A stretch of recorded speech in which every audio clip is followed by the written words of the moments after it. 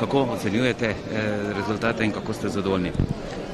Najprej bi izkoristil priložnost in se zahvalil seveda vsem volivkam in volivcem, ki so naklonili svoj glas naši listi. Mi smo zadovoljni, da ostajamo še naprej parlamentarna stranka, zlasti upoštevaje dejstvo, da so nas še 14 dni nazaj ali pa celo manj imeli praktično vsi že za mrtve, so nas še praktično žive pokopavali. In rezultat je glede na ta dejstva dober.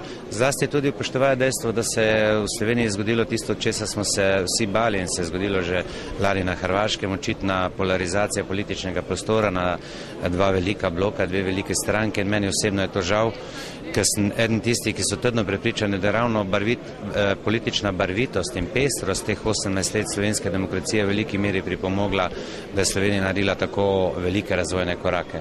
Glede na te rezultate bo seveda potrebno v prihodnjih mesecih sestaviti koalicijo. Kakšne so vaše zahteve, vaše preference, v katero koalicijo in pa kakšnimi pogoji boste šli?